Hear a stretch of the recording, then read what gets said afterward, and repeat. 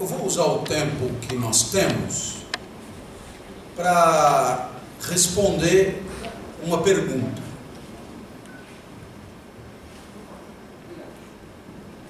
Que tipo de aluno queremos formar? Ou, se você preferir, qual o papel da escola?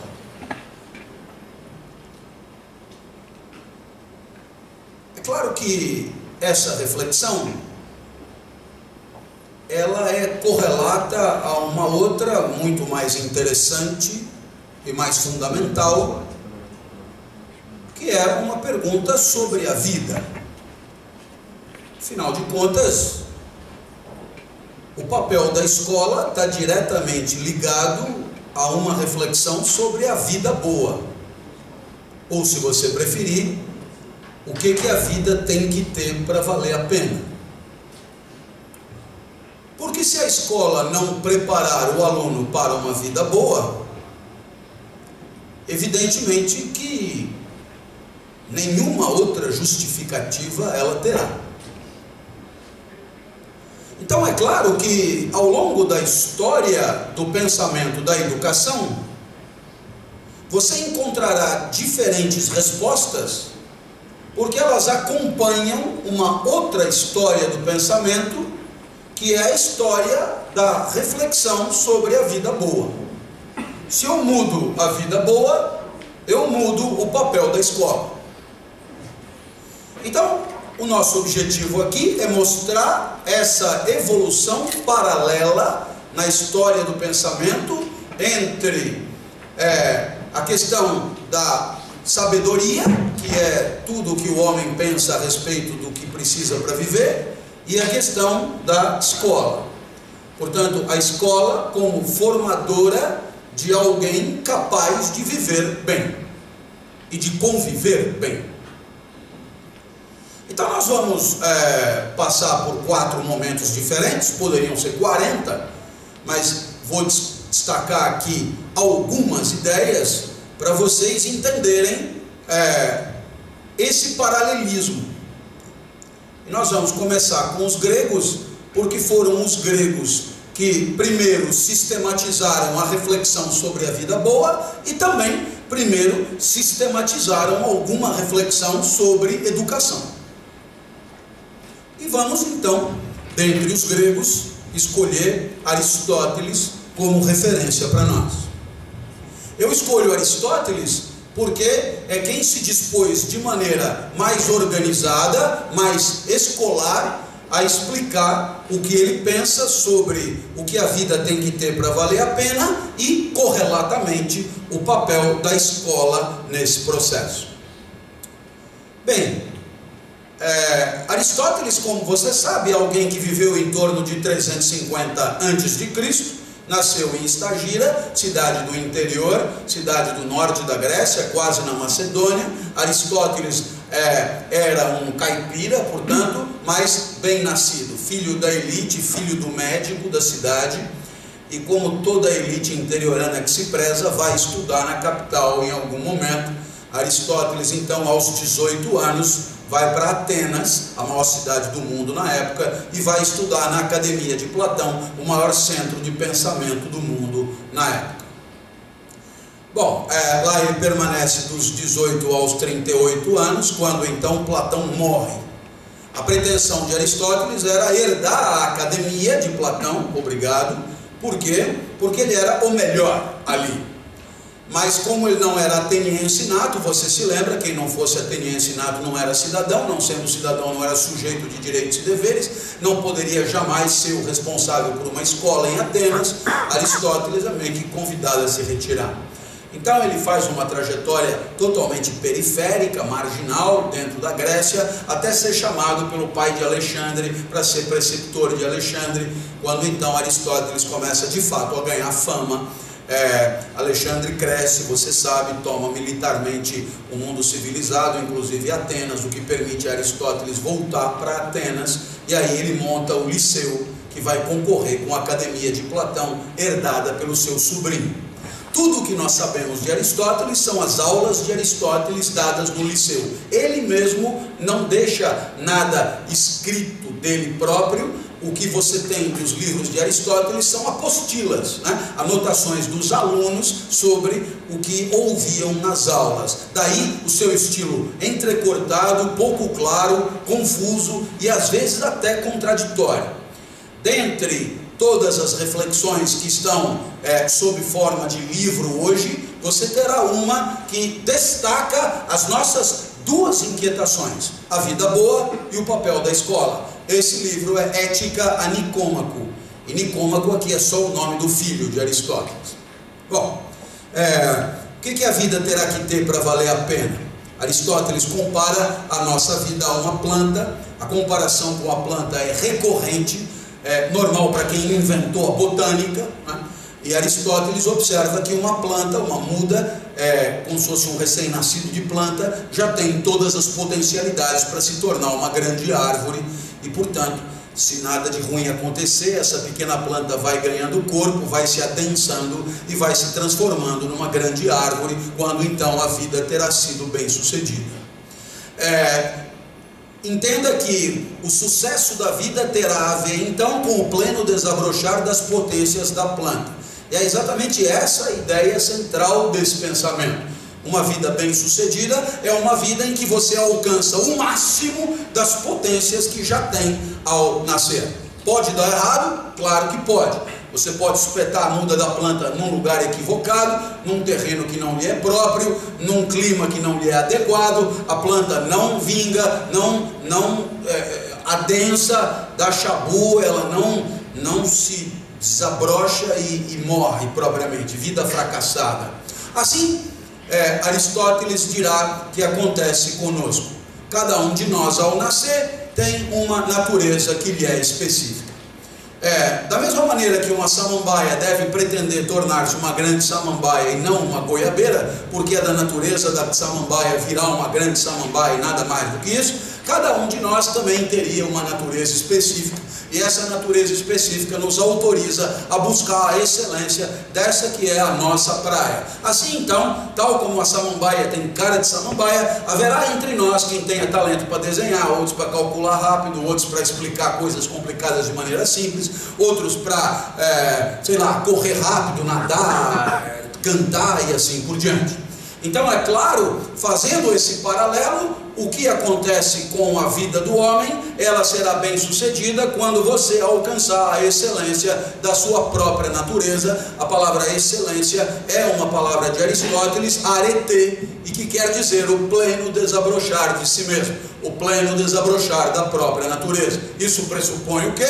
Um diagnóstico adequado da sua própria natureza, o que é que você tem na manga, o que é que você tem de mais forte, e pressupõe uma disposição para investir em aperfeiçoamento, treinamento, repetição, etc., para chegar a ser excelente naquilo que é uma potência ao nascer.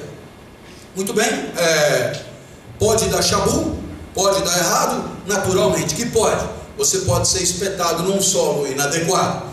E o solo inadequado aqui é, por exemplo, viver numa época ou numa sociedade que não é fértil para o desabrochar das potencialidades que são as suas. Assim, como descobrir um grande talento para o desenho antes do lápis e do papel? É possível, talvez, com pedra na pedra, mas é mais difícil. Como descobrir um grande talento para a música num lugar que não tem música? Ou, se você preferir, como descobrir um grande talento para professor num país que não tem educação, não tem escola? É nascer no lugar errado, é nascer em terreno pouco fértil. As condições de desabrochar a própria natureza são piores. A chance de você não vingar é muito grande. E não vingar significa viver de qualquer jeito, viver deixando a vida te levar ao sabor do acaso, ao sabor dos encontros com o mundo e, portanto, meio que sem o controle da própria trajetória.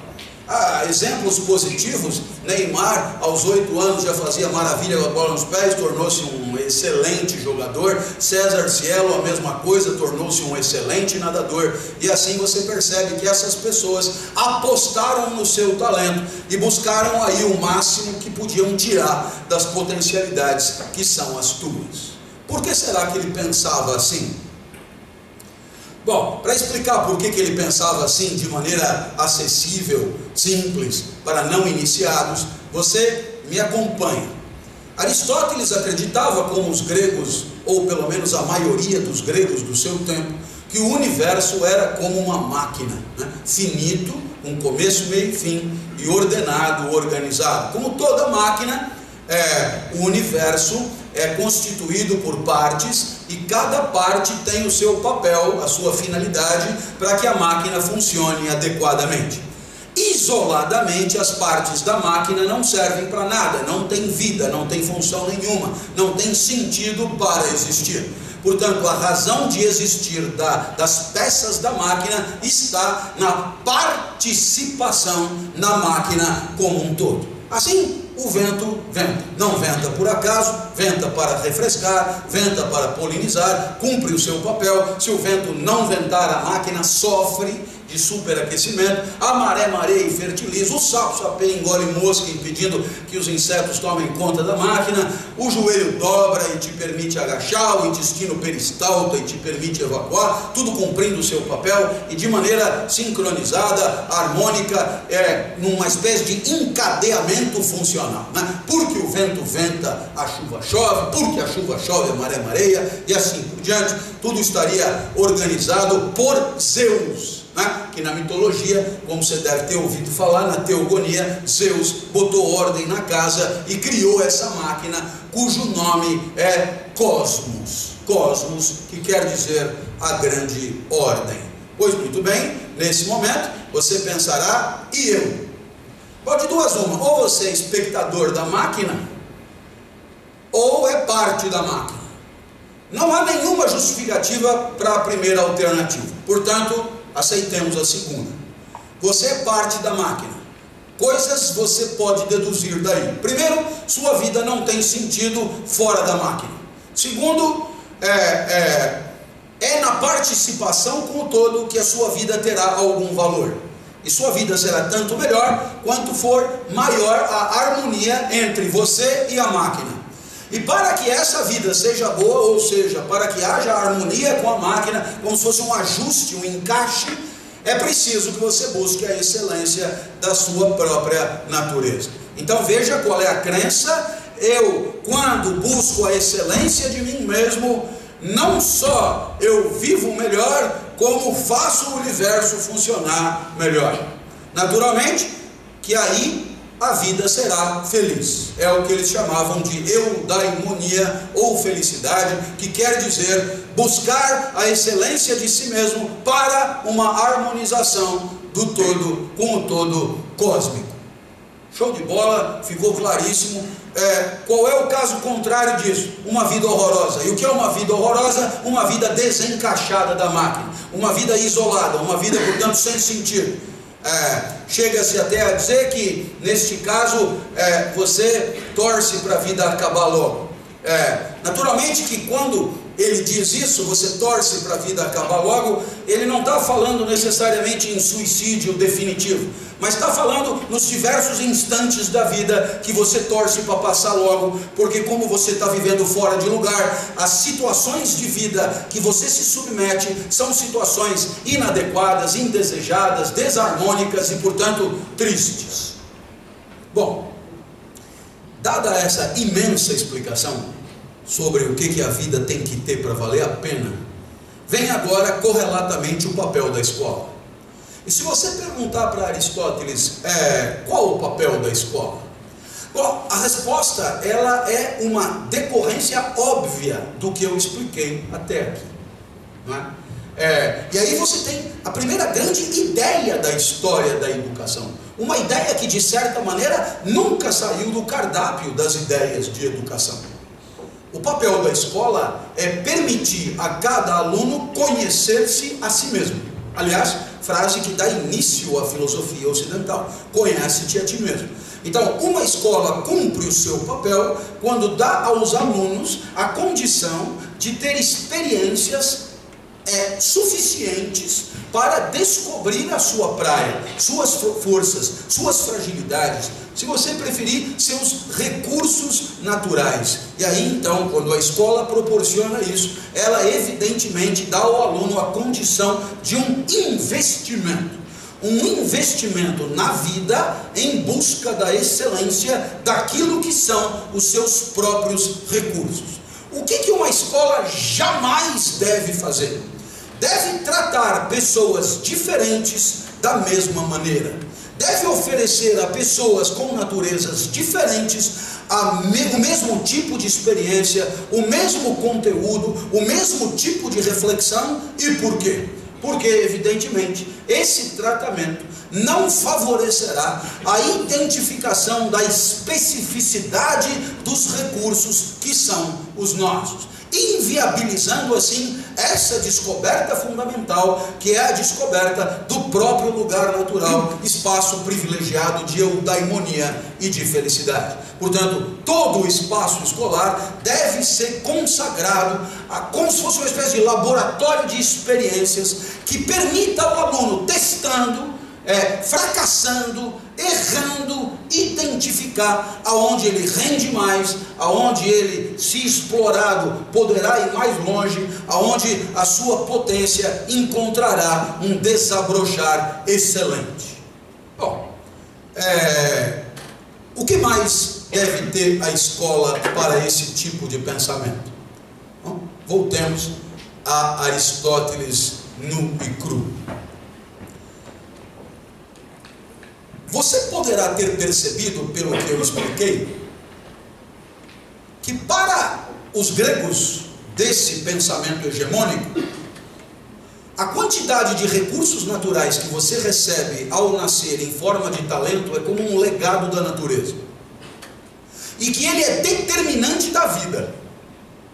Isso significa que o seu valor como pessoa dependerá desta distribuição. Isso significa o seguinte: significa que dentro dessa distribuição heterogênea de talentos, dessa distribuição, digamos, irregular de talentos operada pela natureza, a natureza faz do mundo uma espécie de espaço hierárquico. Ou, se você preferir, há uma hierarquia natural entre os seres. Então, pense comigo. Imaginemos que o papel da vaca no cosmos seja de dar leite. Há vacas que dão mais leite do que outras. Portanto, essas que dão mais leite do que outras, elas são superiores às vacas que dão menos leite. Esse talento de dar leite, que é a contribuição para o cosmos, Aristóteles chamava de virtude. Então, o que é uma vaca virtuosa? Uma vaca virtuosa é uma vaca que colabora excelentemente com o cosmos, dando leite. O que é um cavalo virtuoso? Partindo da premissa que o papel do cavalo seja ir rápido, o cavalo mais veloz é mais virtuoso e superior a um cavalo menos veloz. Aristóteles chega a falar do olho virtuoso. E o que é um olho virtuoso? É um olho que cumpre o seu papel de enxergar adequadamente. Há olhos superiores a outros olhos. Vacas superiores a vacas, cavalos superiores a cavalos, joelhos superiores. Um joelho que não dobra é uma porcaria de joelho. Um joelho que não dobra é um não joelho. É uma negação da joelhice. É uma aberração natural. É uma desgraça completa. Não colabora com o cosmos. É uma porcaria. Então, eu acho que você entendeu. Dentro dessa perspectiva de superioridade e inferioridade, nós também somos, digamos, varridos pela mesma maneira de pensar. Então veja só, não só os talentos são desigualmente distribuídos, como também os talentos não são igualmente importantes. Na hierarquia natural entre os seres, as pessoas são superiores umas às outras em função da sua competência para pensar. Olha que loucura! E você vai dizer, bom, mas umas são superiores às outras, e daí? É que essa superioridade de natureza, ela se traduz imediatamente numa superioridade moral e política. Olha que coisa! Significa o quê? Que o indivíduo naturalmente superior, ele também é moralmente mais digno e politicamente ele é senhor. Você olha e diz, e um fulano burro? Um fulano burro, ele é naturalmente inferior, moralmente menos digno e politicamente escravo. Então, pasme, o criador da ética, o primeiro grande teórico da ética, no seu principal livro, gasta um capítulo inteiro para justificar a escravidão. E por que a escravidão é boa? É boa para o senhor, o que já bastaria. Mas é boa também para o escravo.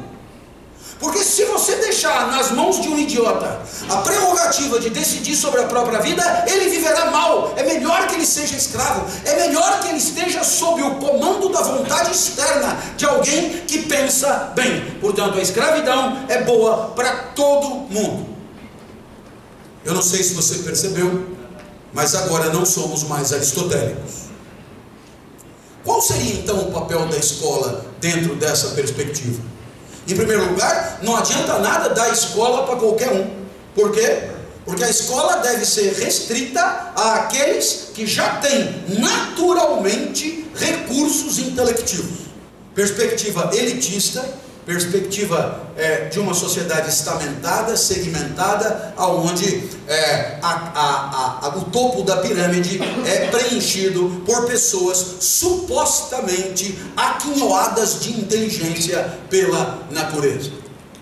Portanto, a escola deve ser restrita, tal como um espaço de desenvolvimento da competência intelectiva, para aqueles que já têm talento, porque senão é jogar coisa fora, coisa no lixo, recursos sociais no lixo. É preciso gastar dinheiro com quem vale a pena gastar dinheiro, ou seja, pessoas superiores. Ora, meus amigos, essa parte da perspectiva grega não nos agrada muito, e a pergunta é: por quê? Entre Aristóteles e nós, você vai assistir ao surgimento de um novo paradigma, uma nova maneira de pensar, uma nova maneira de entender as relações entre as pessoas, e essa nova maneira vai ser proposta por um fulano, um grande líder, um grande mestre espiritual, um grande pensador, que é Deus também para muita gente, chamado Jesus de Nazaré. Enquanto Aristóteles era de Estagira, Jesus é de Nazaré, Jesus 350 anos depois de Aristóteles. Portanto, Jesus conhecia Aristóteles, era formado no mais fino judaísmo, tornou-se rapidamente um subversivo dentro do judaísmo, e Jesus vai propor uma reflexão que parte de Aristóteles para se distinguir dele. E o que Jesus vai dizer? Aristóteles tem razão até a metade. A natureza distribui mal os talentos. E não é que distribui mal, distribui desigualmente. Não é mal porque é o que é. É uma realidade que se impõe. Aonde é que Aristóteles não tem razão para Jesus? É que essa má distribuição de recursos naturais corresponda a uma desigualdade moral e política. Em outras palavras, o seu valor moral como pessoa não é definido pela quantidade de recursos naturais que você tem. Aqui você tem uma revolução. Aqui você tem uma mudança de paradigma, uma mudança de olhar. O seu valor como pessoa não tem a ver com os recursos que a natureza te deixou em legado. Aonde que você aprende isso? Na famosa parábola dos talentos que você encontra em Mateus, Marcos, Lucas e João. E o que é que você explica lá? Que você distribui desigualmente talentos. Curiosamente, talento é uma palavra que quer dizer talento, como quer dizer também dinheiro, né? E a partir daí você vê o que cada um fez com os talentos que recebeu, né? Um que recebeu 3 trouxe 9, um que recebeu 2 trouxe 4, e o que recebeu um só enterrou e devolveu um só. E aí então o Senhor fica furioso com esse último, e aí fica dada a lição. E qual é a lição? A lição é simples: o seu valor como pessoa não está na inteligência recebida da natureza, mas está no uso que você decidiu dar a essa inteligência. O seu valor como pessoa não está na beleza que você recebeu, mas está naquilo que você decidiu fazer com essa beleza. O seu valor como pessoa não está na sua força física, mas está no tipo de uso que você resolveu dar a essa força física. Portanto, perceba, Jesus introduz um elemento na história da reflexão, que é o da liberdade, que é aquilo que no pensamento cristão denomina-se livre-arbítrio. A sua dignidade tem a ver com a tua escolha, com a tua faculdade para decidir o que fazer da vida, e não com os talentos herdados por uma natureza qualquer. Poderíamos dizer hoje geneticamente, né? O seu valor moral e a sua dignidade moral não está na genética, mas está na liberdade de escolher um encaminhamento para esses recursos. Muito bem, qual é a segunda lição dessa nova maneira de pensar? Na hora que Jesus diz, o que conta é daqui para frente, Jesus passa a régua nas diferenças. E é por isso que ele introduz a ideia de igualdade. Quer dizer, pouco importa se você é mais bonito, mais forte, mais rico, mais o diabo. Agora zerou. O que vale é daqui para frente. O que vale é o que você decide fazer daqui para frente. Portanto, você introduz duas ideias que não saem mais do cardápio: a ideia de igualdade e a ideia de liberdade. Ante esse novo paradigma, qual seria o papel da nova escola? O que uma escola, digamos, que herda o pensamento de Jesus, que, digamos, atualiza o pensamento de Jesus, deve levar em consideração? Liberdade e igualdade. A resposta está dada de tal maneira que a educação, em primeiro lugar, deve se destinar a todos, independentemente dos, digamos, do tipo de natureza que apresentam no início, independentemente da embocadura de talento intelectivo que possam ter, ou qualquer outro talento que possam ter. Definitivamente, jamais Jesus daria a melhor flauta para o melhor flautista. Jesus tenderia a dar a pior flauta para o melhor flautista e a melhor flauta para o pior flautista, dando conta de uma nova maneira de pensar e também uma nova maneira de educar. E que fique claro, não se trata mais de desabrochar a excelência de si mesmo, mas sim de livremente buscar fazer o bem com os recursos que são os teus. Portanto, a pergunta que cabe responder agora é: qual é a parte positiva desse fazer o bem? Naturalmente, a substância da doutrina de Jesus está toda ela embutida numa palavra só: ágape. O que é o ágape? É você entender que a sua vida será boa, a sua conduta será boa, a sua ação será boa e a sua decisão para agir será boa, se você destinar a sua vida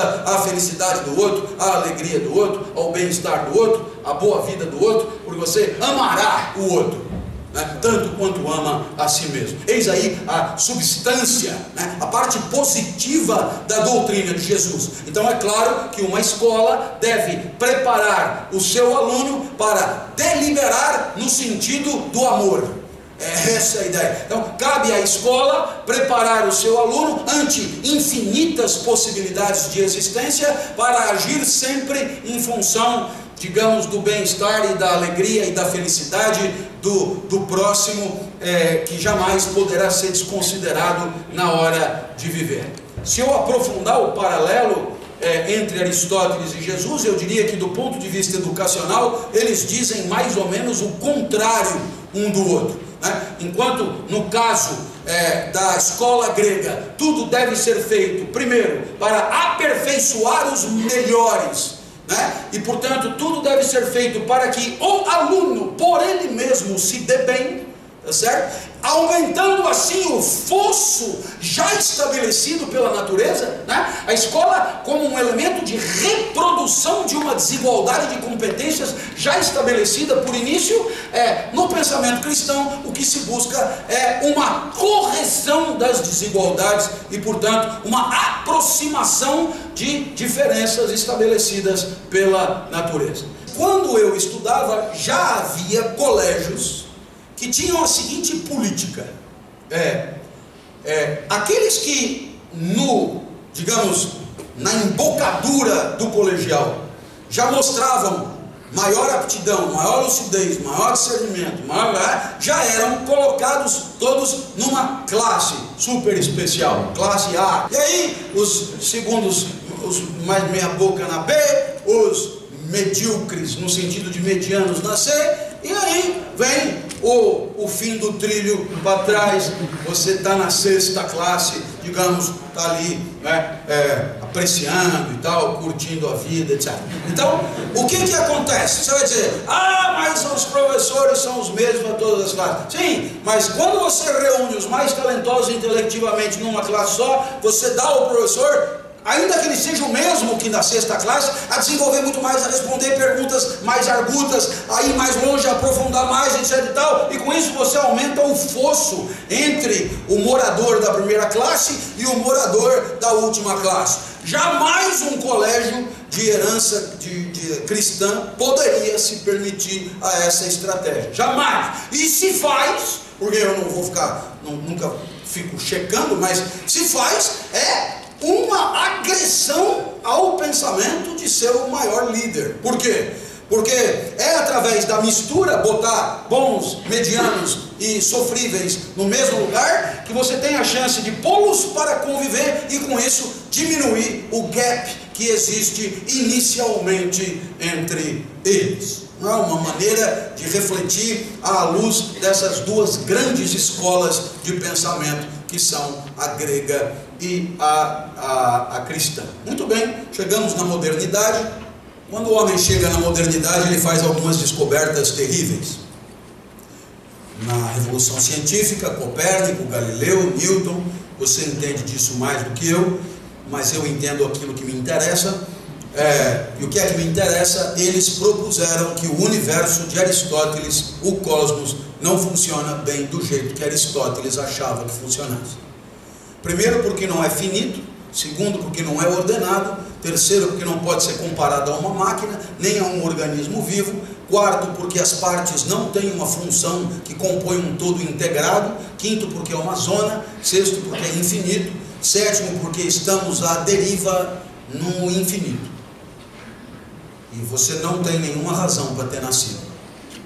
Como assim? Não tem um motivo nobre, uma função? Para mim, nenhum. Não sei se você percebeu a diferença. Enquanto para Aristóteles eu nasci para preencher uma vaga no cosmos de professor, né? Essa é a ideia mesmo, né? Tá faltando professor, bom, vamos fabricar um porra que explica direito. Vai daí, pronto, nasceu. Agora você vê se cumpre aí a tabela e preenche a vaga de professor. E aí a minha vida será feliz se eu achar qual é a minha vaga no cosmos. Entendeu? Esse é o pensamento grego. Agora no pensamento moderno, não tem a vaga, não tem a porra, não tem a inteligência, não tem nada, não tem. Deram uma bimbada e eu nasci, porque foi o espermatozoide esse que cravou e aí acabou nascendo eu. Por que o senhor dá aula? Não será uma missão cósmica? Não, foi a única coisa que sobrou. Eu não aguentei fazer outras coisas, não tinha aptidão, só me fudi, acabei dando aula, que é para onde vai todos os enjeitados do mundo. Da aula mesmo, assim, pronto, viu? Uma explicação menos nobre, menos encantadora, menos tranquilizadora, mas mais próxima do pensamento moderno. As coisas são como elas são, não por uma causa final, mas por uma causa eficiente. Você não nasceu para, mas você nasceu por causa de, propriamente. E aí você diz, bom, se estamos no infinito, indo do nada para lugar nenhum, qual a vida boa e qual o papel da escola? Bom, quem vai nos trazer a próxima reflexão é um pensador espetacular. Esse pensador espetacular, ele é muito estudado aqui na USP. Aliás, a USP é o maior centro de divulgação e pesquisa da filosofia deste cidadão chamado Spinoza, graças à nossa decana, e sempre merecedora de todas as reverências, que é a professora Marilena Chauí, talvez a mais importante conhecedora de Spinoza do mundo. Bom, o que Spinoza vai dizer? Bom, se você não passa de energia, a vida é energia, né? A energia que te permite balançar o braço, pensar, andar, etc. Você é uma espécie de centelha de energia que vai do nada para lugar nenhum e que dura um certo tempo. Então a vida boa é com o máximo de energia possível. Então, a inteligência deve buscar uma espécie de concentração de energia, né? Spinoza chega a dizer mais de você em você mesmo. que foi depois aproveitado por algum publicitário para slogan de cursinho, né? Mas mais de você em você mesmo significa como você é energia, a melhor vida é com o máximo de energia sua em você. Essa energia Spinoza vai chamar de potência de agir. Nunca mais esqueça esse termo, potência de agir. Naturalmente, depois de Spinoza, ninguém mais pôde se furtar a falar sobre esse assunto. Então, Schopenhauer chamava essa potência de agir de vontade, né? Nietzsche de vontade de potência, Bergson de elan vital, Freud de libido, né? Clovis de tesão pela vida. A sua potência de agir oscila. Por que ela oscila? Ela oscila porque você está no mundo, o mundo se relaciona com o teu corpo, como você é energia, se o mundo se relaciona, ele transformando, faz oscilar a potência de agir. É simples assim. Mas no nosso caso, como a vida é no mundo e viver é se relacionar com o mundo nos afeta, o mundo nos transforma, o mundo faz, portanto, oscilar a nossa potência de agir. Então, qual seria o papel da sabedoria? Permitir a você alargar o espectro das experiências e da consciência das sensações, com vistas a identificar com maior clareza e diagnosticar com maior clareza que tipo de efeito o mundo produz sobre você. Às vezes, o mundo bate tão pesado que até você percebe que você teve a potência de agir apequenada, como por exemplo quando você bate a canela na quina da cama num dia frio, você sente dor e você vê que está com dor e às vezes você fica doente. O encontro com o mundo, ele pode se materializar na degustação de uma rabada estragada, por exemplo, e ela decompõe a tua organização vital, ela apequena a tua potência de agir, ela aproxima a potência de agir do zero, o que é dramático, porque se chegar a zero a vida acabou, e assim vamos. Quando você fica doente, isso nada mais é do que a resultante de um encontro apequenador de potência com o mundo. Às vezes não precisa ficar doente. Quando eu acordo 5 da manhã, a minha potência de agir é baixíssima. Não sei porque o que acontece à noite, mas eu para levantar da cama sou uma desgraça. Tem gente que acorda num pulo, acorda cantando, são pessoas que também abrem a janela, são pessoas que cantam, fazem ginástica de manhã, são pessoas insuportáveis. Se você conhece alguém assim, não comparta o leito com alguém assim, é insuportável, uma espécie de humilhação diária. Quando a pessoa está fazendo polichinelo, lembra disso? Eu não levantei da cama ainda. Aí eu sento no vaso, já me sinto melhor, tomo uma ducha um pouquinho melhor, tomo um cafezinho, dou uma espertada, tudo encontro para aumentar a potência de agir. Saio de casa às 6h30, deixo minha filha na escola, passo na frente do estádio do Pacaembu, chego aqui 7 e pouco, os alunos começam a chegar, eu começo a dar aula toda quinta-feira. Eu adoro a minha aula, 10 horas da manhã eu estou em cima da mesa gritando. Eu adoro o que eu digo, é impressionante como eu me encanto quando eu mesmo explico. Por mim me ouviria eternamente, é incrível. Então você diz, pô, 5 horas da manhã você não consegue levantar da cama, 10 horas da manhã você está em cima da mesa gritando. O que caralhos aconteceu? Spinoza responde, houve ganho de potência de agir. Muito bem? Ele vai dar um nome para isso, e o nome que ele vai dar para isso é alegria. Então nunca mais esqueça a definição de alegria que está na Ética de Spinoza, parte 3, passagem para um estado mais potente e perfeito do próprio ser. Alegria, né? Então, é claro, a vida boa pressupõe alegria. É claro que não é todo dia assim. 10 horas da manhã eu estou em cima da mesa gritando, entra a secretária lá do CRP e diz que os outros professores estão reclamando que eu grito muito, a minha potência de agir despenca. A gente chamará isso de tristeza quando há um apequenamento de potência de agir. 2 cautelas a tomar. Primeiro, você poderia pensar assim, pô, se todo dia 10 horas da manhã você está alegre, eu acho que eu vou estudar filosofia, dar aula na USP e vou me dar bem. Não, eu não falei nada disso. Isso é um exemplo meu. Você, como você pode perceber, é diferente de mim. Portanto, o mundo que te alegra não é necessariamente o mundo que me alegra. Vá procurar sua alegria no seu canto e me deixe. Não vim aqui te trazer 10 lições para ser feliz. Faça isso e se alegre. Não é verdade, não é verdade. O que me alegra não te alegra. O senhor não tem 10 lições para ser feliz? Não tenho, não tenho. Não há nenhuma dica, não há. O meu médico outro dia, o senhor já melhorou a sua dieta? Falei, o que o senhor sugere? Ele falou, coma a linhaça de manhã. Eu falei, não vou comer linhaça. A linhaça me entristece, ela pequena a minha potência. Comer linhaça é como cair de boca na areia da praia. Aí o médico falou, deu no bem-estar. Olha que coisa coisa triste. A medicina curvada à Rede Globo. Deu no bem-estar que se você bater a linhaça com couve, melhora o gosto.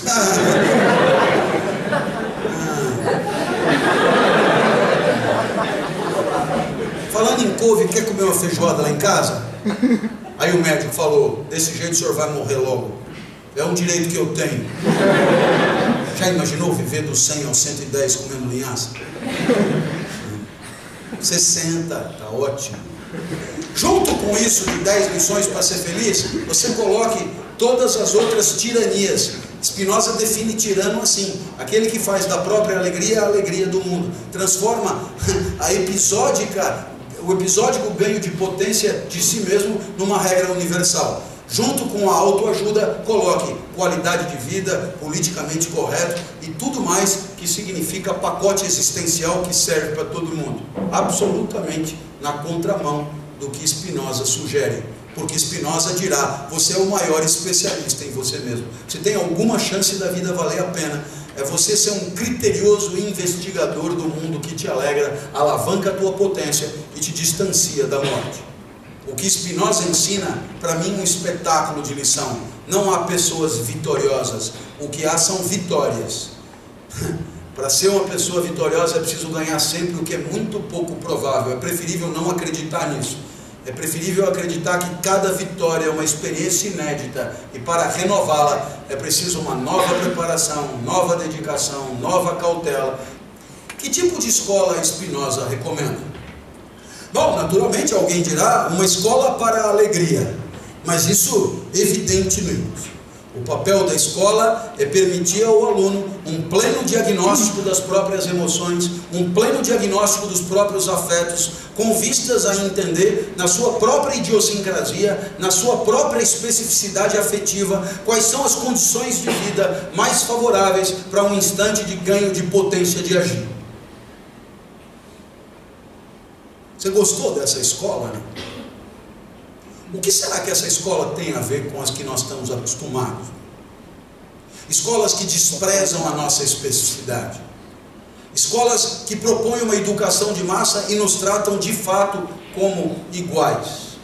Spinoza, o que sugere efetivamente é que todos nós, claro, somos sujeitos a experiências alegres, mas as situações que nos alegram, essas devem decorrer de uma profunda investigação sobre si mesmo e sobre as próprias emoções. O que jamais uma escola deve fazer, jamais, está escrito, né, na obra de Spinoza, é fazer o aluno acreditar que haja dogmas ou regras existenciais garantidoras de alegria e vida boa para qualquer um. Eu vou repetir. O que jamais uma escola deve fazer é fazer o aluno acreditar que exista uma espécie de decálogo, uma espécie de pentateuco, uma espécie de dogma que funciona aplicado a qualquer um e garante a qualquer um, independentemente do vivente, situações de alegria. Pelo contrário, o papel da escola é mostrar e denunciar a especificidade e mostrar que você é o maior especialista em você mesmo. O mundo tem uma capacidade para entristecer que é infinita. Portanto, tomar-se como imune ao mundo é não entender uma coisa que aqui eu vou fazer questão de insistir. O mundo será sempre infinitamente mais complexo do que a nossa capacidade para entendê-lo, diagnosticá-lo, antecipá-lo ou explicá-lo. Por isso, toda modéstia e humildade é recomendada. Se em algum momento você se deu bem, teve uma alegria, teve um encontro alegre, teve uma vitória, teve um aplauso, teve uma consagração, não acredite por nada desse mundo que você seja ungido com a sorte, que você tenha nascido predestinado, que você seja um vitorioso de qualquer... Por quê? Porque evidentemente toda grande vitória pode ser cancelada por uma derrota cachapante no segundo seguinte, dadas as oscilações de mundo, a mudança radical pela qual o mundo passa, oferecendo a você situações sempre inéditas. Talvez você tenha se tornado uma excelente solução para um problema que não existe mais. E os problemas que estão diante do seu nariz, para esses você não tem competência de resolução. Muito bem, chegamos na quarta e última situação escolhida por mim, que é a mais contemporânea. O grande mestre aqui é Rousseau, e Rousseau, desses quatro, é o único que escreve explicitamente um livro sobre educação, que você vai encontrar com o título de Emílio, ou da Educação. Nós estamos agora na chamada filosofia moderna tardia, a caminho da filosofia contemporânea. E qual é a ideia central de Rousseau? O grande diferencial da nossa vida é a liberdade, né? Não é mais a excelência, não é mais o amor, não é mais a alegria, mas é a liberdade. O exemplo de Rousseau é o do gato. Gato nasce gato, nasce com instinto de gato e natureza de gato. E o que é mais bacana, o instinto e a natureza do gato dão conta da vida do gato. Não há nenhuma situação que o instinto não tenha resposta para o gato dar. Gato é 100% gato. Gato gateia. Gato é irritantemente gato. Quem tem gato em casa sabe. Gato é de uma previsibilidade absoluta. O gato não inventa, não cria, não improvisa, não porra nenhuma. Gato é gato. Para um gato pensar em matar a fome comendo alpiste, e gato não come alpiste, não está previsto, ele morre de fome, ele não come alpiste. E o que é que você aprende? Que você não é gato nem pombo. Viu? Como foi útil eu ter vindo. Você aprendeu comigo. Você não sou nem gato e nem pombo. E por que não? Porque diferentemente do gato e do pombo, a natureza não dá conta da tua vida. O instinto é pobre, a vida é complicada, você precisa ir além da tua natureza. Diz Rousseau, transcender a tua natureza. A frase de Rousseau, fetiche que você encontra em para-choque de caminhão, é essa: a vontade do homem fala ainda quando a sua natureza se cala. Significa o quê? Que o instinto não dá conta, mas você pensa, loucubra, delibera, decide, inventa, dá caminho à tua vida, vai além, sabe? Inventa moda, pensa em soluções nunca pensadas para situações nunca vividas antes. Portanto, você não é gato, não é pombo. Se tiver com fome, come o alpiste fácil. Hoje você chama de linhaça, parece que faz bem à saúde. Você come também o filé assado, precisa deixar para frito, cavalo, sucado, verdade? Você come o gato, come o pombo, come o boneco inflável, come o que for preciso. Com você não tem tempo ruim. Então, é claro, a sua vida não é igual à do resto da natureza. Que Aristóteles nos desculpe, mas o critério que serve para saber se a vida da natureza foi boa não serve para nós, porque no nosso caso você comemora mesmo quando você acerta tendo podido errar. Ninguém comemora o peristaltismo, ninguém comemora o inexorável, ninguém comemora o ventar do vento, ninguém comemora a marear da maré. O que você comemora, o que te traz felicidade, é quando você escolhe, decide e acerta. Essa é a nossa felicidade. Felicidade que a natureza não sente, porque a felicidade da natureza é outra coisa. A nossa felicidade nada tem a ver com a dela, porque a nossa felicidade tem a ver com o sucesso ante a possibilidade do fracasso, com a escolha acertada ante a possibilidade de uma escolha equivocada. Pois muito bem, funciona desse jeito. Qual seria o papel da escola? Dar discernimento para a escolha. Criar um laboratório deliberativo. Criar um espaço de decisão, solitária e conjunta. Afinal de contas, a nossa liberdade para escolher a vida não é só pessoal, mas é também coletiva. A isso chamamos ética, a inteligência compartilhada a serviço do aperfeiçoamento da convivência. A ética é a liberdade que temos coletivamente para escolher os princípios de convivência que queremos respeitar. Uma sociedade eticamente preparada tem que ter uma escola que prepare seus alunos para isso, para o debate, para a argumentação, para levantar a mão, para defender seus princípios, para dizer o que pensa, para participar de um espaço público deliberativo, para escolher no meio de tantas alternativas aquela que é mais conveniente para si e para o grupo. E depois, claro, respeitar o que foi combinado. A ética só tem um problema: toda vez que alguém pretende satisfazer uma pretensão pessoal, colocando em risco a convivência. E a essa iniciativa denominamos canalha. Assim, meu último livro, lançado há 15 dias, Somos Todos Canalhas, denuncia essa tentação permanente de agredir princípios de convivência assinados por todos, em nome da satisfação pessoal ou de um certo grupo, em nome da obtenção de um prazer ou um gozo, através de uma estratégia que conscientemente agride a convivência. A ética é uma tensão entre a convivência e a canalice. A ética é uma tensão entre o respeito a princípios de convivência e a satisfação de interesses pessoais. Quando os interesses pessoais coincidem com a melhor convivência, a ética não é um problema. Não há que falar em ética. A ética só existe ante a oposição e a tensão entre o que pretendemos enquanto sujeitos desejantes e o que devemos respeitar enquanto agentes de um coletivo maior do que nós. Cabe à escola proporcionar a formação ética no sentido de fazer seus alunos compreenderem que uma convivência adequada é condição de uma vida boa, porque a nossa vida é uma convivência. E que a satisfação pessoal de uma facilitação, de um prazer, de um ganho ou de um gozo que agrida a convivência poderá nos trazer um instante de bem-estar, mas acabará comprometendo toda uma lógica que se voltará contra nós em forma de sociedade desajustada, desarmônica, injusta e, é claro, legado péssimo que deixaremos para os que estão por vir.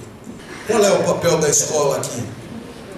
O papel da escola aqui é um papel de identificação dos valores a respeitar. Um papel de participação num grande espaço de debate com familiaridade, com condições emocionais e intelectivas de levantar a mão e dizer o que pensa. O papel da escola aqui é formar o cidadão para o debate, para a discussão e para a identificação dos princípios que queremos respeitar. Para que participe de uma sociedade capaz de diagnosticar rapidamente que tipo de convivência quer ter. Para que possa comunicar rapidamente a todos que princípios todos respeitaremos. E que possa participar de instituições capazes de imobilizar toda iniciativa canalha antes que ela possa causar dano à convivência. É isso que uma escola deveria fazer. Você que está me ouvindo desde o começo, deve ter percebido que eu destaquei aqui 4 ideias muito diferentes do papel da escola. Uma, de proporcionar a excelência do aluno. A outra, de proporcionar ao aluno o discernimento para a entrega da própria vida à alegria do outro. O terceiro, de busca da alegria, da potência de agir, do distanciamento da morte, do conhecimento de si mesmo, emocional e afetivo. E a quarta, a liberdade para decidir com inteligência a vida que quer viver e a convivência que quer conviver. E depois, é claro, o respeito aos princípios assumidos. Pessoalmente, enquanto princípios morais, coletivamente, enquanto princípios éticos. Qual dos 4 tem razão? Certamente os 4.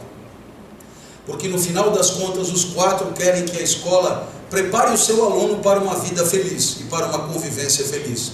E eu não tenho medo de errar. Uma convivência feliz, ela é feita de instantes que você gostaria que se repetissem. Submeta a sua vida a essa pergunta. Submeta a sua vida a esse crivo. Será que eu gostaria que esse instante se repetisse algum dia?